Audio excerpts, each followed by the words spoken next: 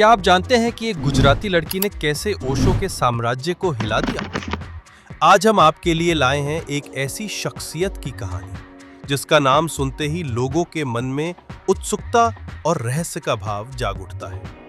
जी हाँ, हम बात कर रहे हैं मां आनंदशीला की, जिनका जीवन जितना प्रेरक है उतना ही विवादास्पद भी। लेकिन क्या आप जानते हैं कि मां आनंदशीला की जिंदगी की शुरुआत कैसी थी? कैसे एक साधारण परिवार की लड़की ने दुनिया भर में अपनी पहचान बनाई? इस वीडियो में हम आपको मां आनंदशीला के प्रारंभिक जीवन की कहानी सरल, रोचक और विस्तृत अंदाज में सुनाएंगे। ओशो के साथ उनकी पहली मुलाकात तक की पूरी कहानी को जानने के लिए इस वीडियो को अंत तक जरूर देखें। मां आनंदशीला, जिनका असली नाम शीला अंबालाल पटेल है, एक ऐसी शख्सियत हैं जिनकी जिंदगी के कई पहलू आज भी लोगों के लिए रहस्यमयी बने हुए हैं। उनकी कहानी केवल ओशो के आश्रम या विवादों तक सीमित नहीं है, बल्कि ये एक ऐसी लड़की की कहानी है जिसने अपनी मेहनत, जुनून और दृढ़ निश्चय से एक अलग पहचान बनाई। आइए, शीला अंबालाल पटेल का जन्म 1949 में गुजरात के वडोदरा शहर में हुआ था। वडोदरा, जिसे उस समय बड़ौदा के नाम से जाना जाता था, एक सांस्कृतिक और ऐतिहासिक रूप से समृद्ध शहर था। शीला का जन्म एक साधारण गुजराती परिवार में हुआ, जहां पारंपरिक मूल्यों और संस्कारों का गहरा प्रभाव था। उनके माता-पिता ने उन्हें स्वतंत्र सोच और आत्मविश्वास के साथ बड़ा किया, जो उनकी जिंदगी में आगे चलकर उनके व्यक्तित्व का एक महत्वपूर्ण हिस्सा बना। शीला के परिवार में शिक्षा और नैतिकता को बहुत महत्व दिया जाता था, और यही वजह थी कि बचपन से ही शीला में कुछ अलग करने की चाहत थी। उनके परिवार का माहौल ऐसा था जहां बच्चों को अपनी बात रखने और सपने देखने की आजादी थी। यही स्वतंत्रता शीला के व्यक्तित्व को निखारने में मददगार साबित हुई। बचपन में शीला एक जिज्ञासु और आत्मविश्वासी लड़की थी। वे हमेशा नई चीजें सीखने और दुनिया को समझने के लिए उत्सुक रहती थी। वडोदरा के जीवंत माहौल ने उनकी सोच को और व्यापक बनाया। उनके परिवार ने उन्हें न केवल भारतीय संस्कृति से जोड़े रखा, बल्कि उन्हें आधुनिक विचारों से भी परिचित कराया। यह वह दौर था जब भारत में आजादी के बाद का उत्साह और नई संभावनाओं का माहौल था, और शीला का परिवार भी इस बदलाव का हिस्सा था। 18 साल की उम्र में शीला ने एक बड़ा फैसला लिया और पढ़ाई के लिए अमेरिका जाने का निर्णय किया। ये 1960 के दशक की बात है, जब किसी भारतीय लड़की का अकेले विदेश जाकर पढ़ाई करना अपने आप में एक साहसिक कदम था। शीला ने न्यू जर्सी के मॉन्टक्लेर स्टेट कॉलेज में दाखिला लिया। यह उनके जीवन का एक महत्वपूर्ण पड़ाव था, क्योंकि विदेश में पढ़ाई ने उन्हें न केवल नई शैक्षिक अवसर दिए, बल्कि एक अलग संस्कृति, जीवन शैली और सोच को समझने का मौका भी दिया। मॉन्टक्लेर स्टेट कॉलेज में पढ़ाई के दौरान शीला ने कई नए अनुभव प्राप्त किए। अमेरिका की खुली और स्वतंत्र संस्कृति ने उनकी सोच को और विस्तार दिया। वे न केवल अपनी पढ़ाई में उत्कृष्ट थीं, बल्कि सामाजिक और सांस्कृतिक गतिविधियों में भी सक्रिय थीं। इस दौरान उन्होंने कई तरह के लोगों से मुलाकात की, जो उनकी जिंदगी के अगले पड़ाव को प्रभावित करने वाले थे।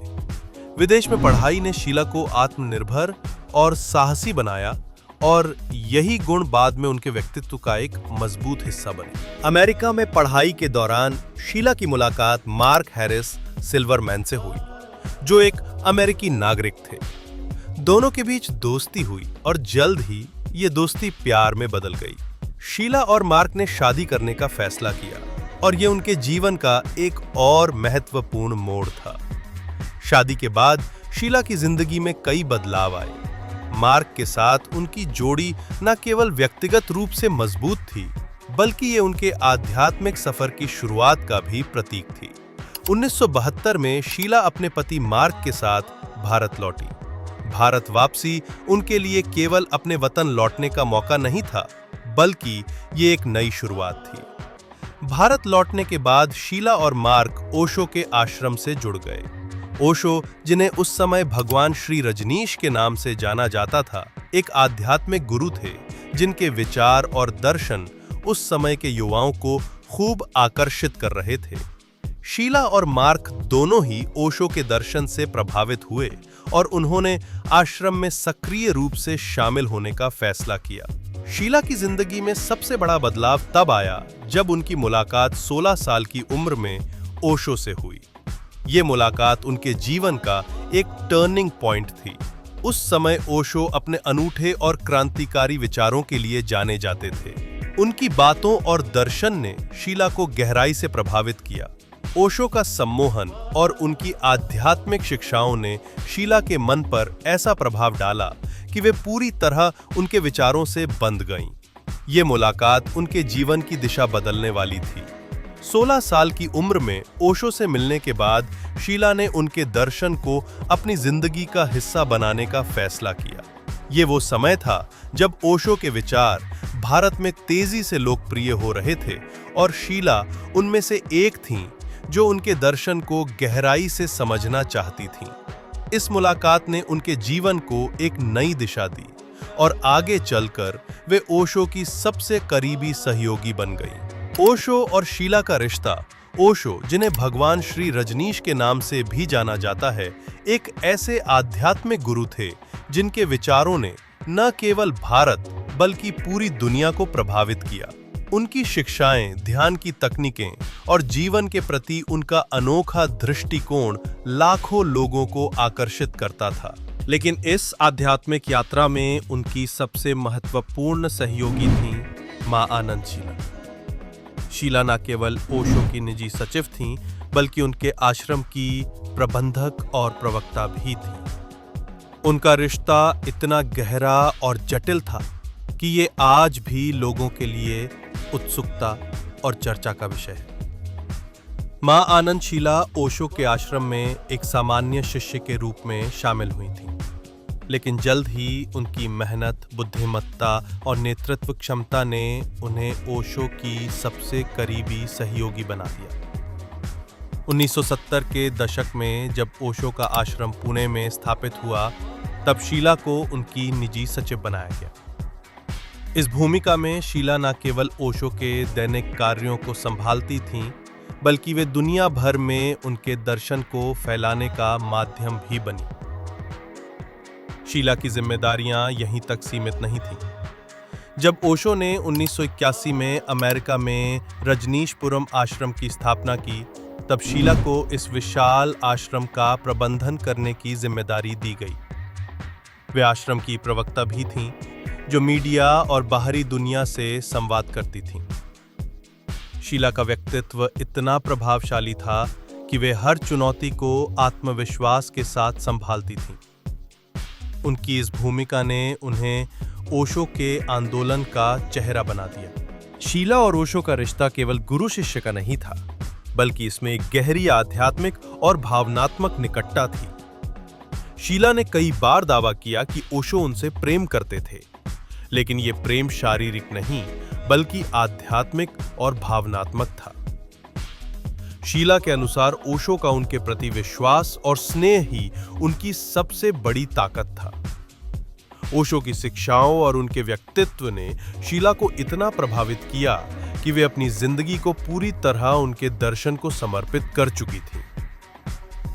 यह रिश्ता इतना गहरा था कि शीला ने ओशो के हर सपने को साकार करने के लिए दिन रात मेहनत की। ओशो के विचारों को दुनिया तक पहुंचाने में शीला ने कोई कसर नहीं छोड़ी।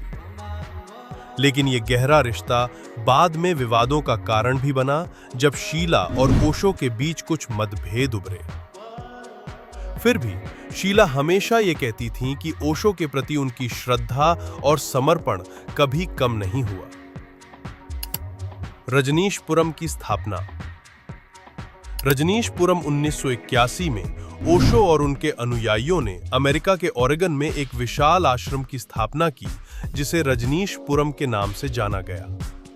यह आश्रम 64,000 एकड़ के विशाल क्षेत्र में फैला हुआ था और इसे एक आध्यात्मिक नगरी के रूप में बनाया गया था।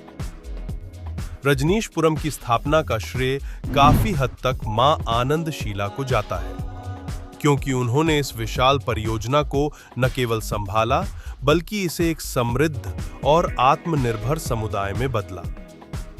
रजनीशपुरम में ध्यान केंद्र, आवास, स्कूल, अस्पताल और यहां तक कि एक हवाई पट्टी भी थी।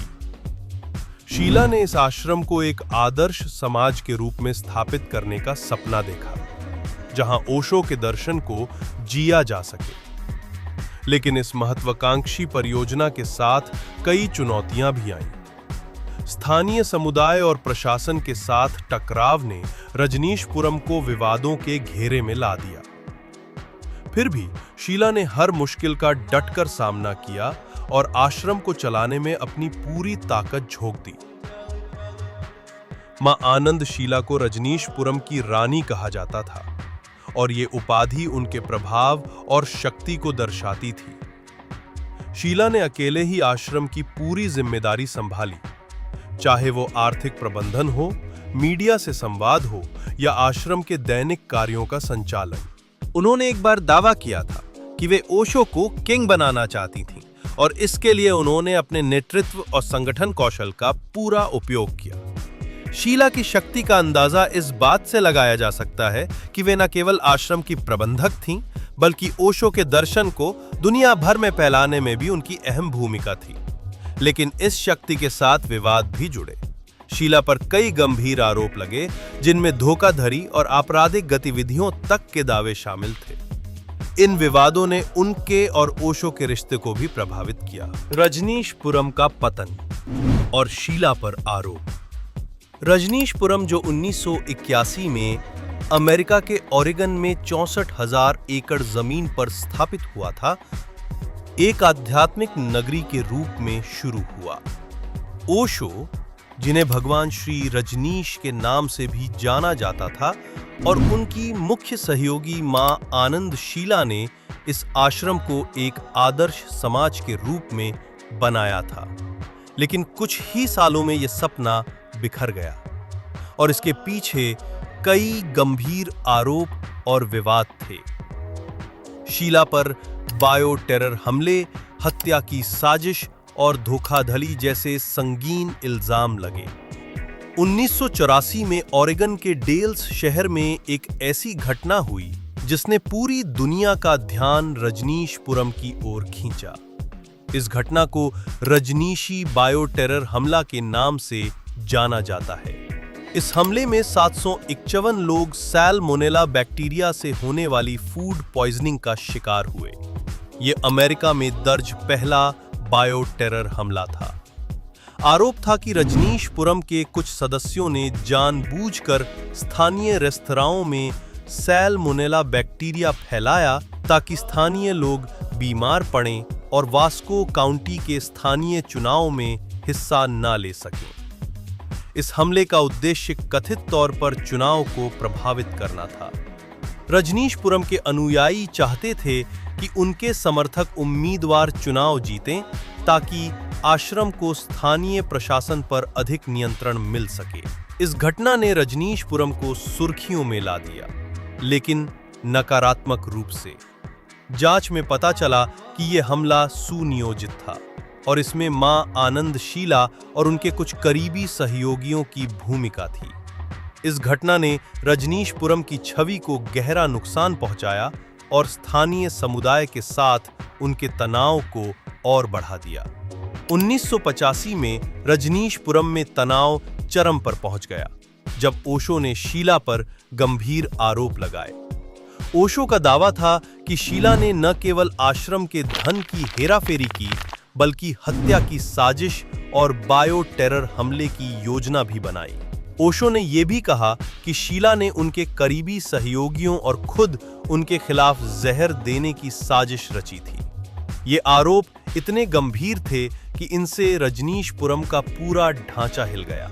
ओशो ने शीला पर $55 मिलियन की धोखाधड़ी का भी आरोप लगाया और दावा किया कि वो आश्रम छोड़कर भाग गईं। इन आरोपों ने शीला की छवि को पूरी तरह बदल दिया। जो शीला कभी ओशो की सबसे भरोसेमंद सहयोगी थीं, अब उनके खिलाफ गंभीर इल्जामों का सामना कर रही थी। इन आरोपों ने न केवल शीला की विश्वसनीयता को ठेस पहुंचाई, बल्कि रजनीशपुरम के अनुयायियों के बीच भी दरार पैदा कर दी। 1985 में शीला ने रजनीशपुरम छोड़ दिया और यूरोप चली गई। लेकिन जल्द ही उन्हें गिरफ्तार कर लिया गया।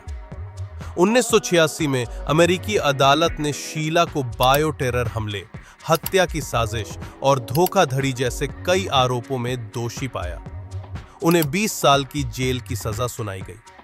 हालांकि शीला ने केवल 39 महीने जेल में बिताए और अच्छे व्यवहार के कारण 1988 में रिहा हो गई। जेल से रिहा होने के बाद शीला स्विट्जरलैंड चली गईं, जहां उन्होंने बुजुर्गों के लिए नर्सिंग होम शुरू किए। लेकिन विवादों ने उनका पीछा नहीं छोड़ा। 1999 में स्विस कोर्ट ने उन्हें अमेरिकी फेडरल प्रोसिक्यूटर चार्ल्स टर्नर की हत्या की साजिश के लिए दोषी ठहराया। इन कानूनी कार्रवाइयों ने शीला की जिंदगी को और जटिल बना दिया, लेकिन उन्होंने हमेशा अपने पक्ष को मजबूती से रखा। मां आनंद शीला ने हमेशा अपने और ओशो के रिश्ते को आध्यात्मिक और भावनात्मक बताया। उन्होंने दावा किया कि वे ओशो से बहुत प्रेम करती थीं और उनके प्रति पूरी तरह समर्पित थीं। अपनी किताब और साक्षात्कारों में शीला ने कहा कि उन्होंने कभी ओशो की बुराई नहीं की, भले ही उन पर गंभीर आरोप लगे। शीला ने यह भी कहा कि रजनीशपुरम के पतन के लिए केवल उन्हें जिम्मेदार ठहराना गलत है। शीला का कहना था कि ओशो ने उन्हें आश्रम की पूरी जिम्मेदारी दी थी और वे उस भरोसे पर खरा उतरने की कोशिश करती रहीं। उन्होंने बायो टेरर हमले और अन्य आरोपों पर खुलकर बात करने से बचने की कोशिश की, लेकिन यह जरूर कहा कि 39 महीने जेल में बिताने के बाद लोग उन्हें बार बार सजा नहीं दे सकते। शीला ने यह भी दावा किया कि ओशो की मृत्यु प्राकृतिक नहीं थी और अगर ऐसा होता तो वे इसे जरूर महसूस करती। जेल से रिहा होने के बाद मां आनंद शीला ने अपनी कहानी को दुनिया के सामने लाने के लिए लेखन का सहारा लिया। उनकी किताब don't kill him a memoir by Ma Anand Sheila में उन्होंने अपने जीवन, ओशो के साथ अपने रिश्ते और रजनीशपुरम के अनुभवों को बयां किया। इस किताब में शीला ने ओशो के आश्रम की कार्यप्रणाली, वहां की चुनौतियों और अपने ऊपर लगे आरोपों पर खुलकर बात की। उन्होंने दावा किया कि वे हमेशा ओशो के प्रति समर्पित रहीं और कभी उनकी बुराई नहीं की। इसके अलावा शीला की जिंदगी नेटफ्लिक्स की 2 डॉक्यूमेंट्री के जरिए फिर से सुर्खियों में आई। 2018 में रिलीज हुई वाइल्ड वाइल्ड कंट्री ने रजनीशपुरम के उत्थान और पतन की कहानी को दुनिया के सामने लाया। इस डॉक्यूमेंट्री में शीला की भूमिका, बायो टेरर हमले और उनके विवादों को विस्तार से दिखाया गया।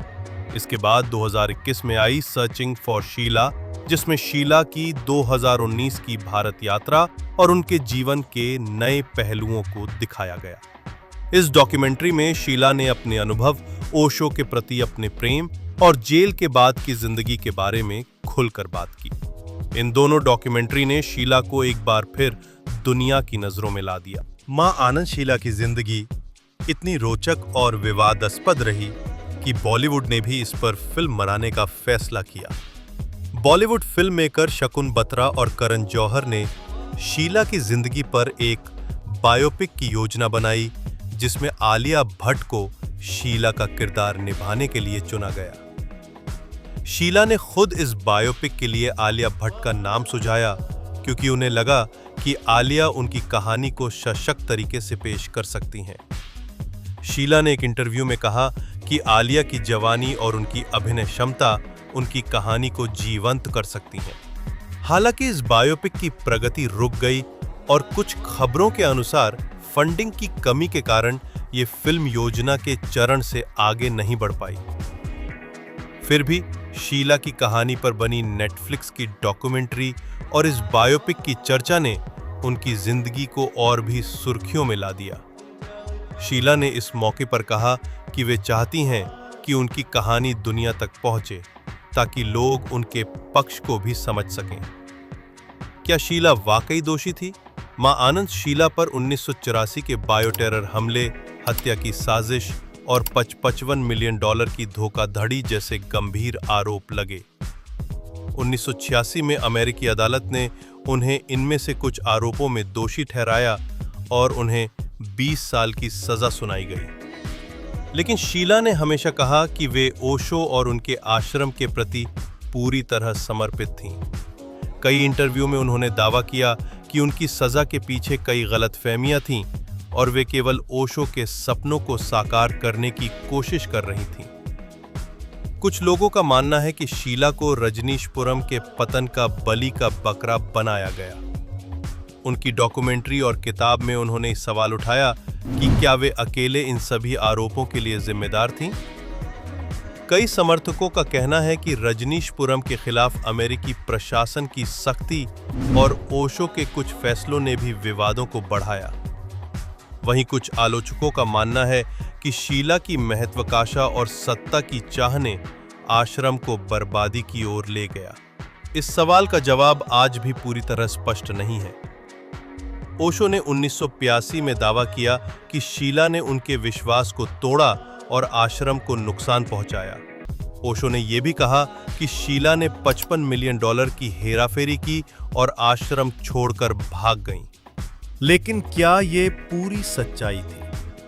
शीला ने हमेशा कहा कि वे ओशो के प्रति समर्पित थीं और उन्होंने कभी उनकी बुराई नहीं की। एक इंटरव्यू में शीला ने यह भी दावा किया कि ओशो की मृत्यु प्राकृतिक नहीं थी और उनके डॉक्टर देवराज ने उन्हें ड्रग्स का ओवरडोज देकर नुकसान पहुंचाया। शीला के दावों और ओशो के आरोपों के बीच सच्चाई का पता लगाना मुश्किल है।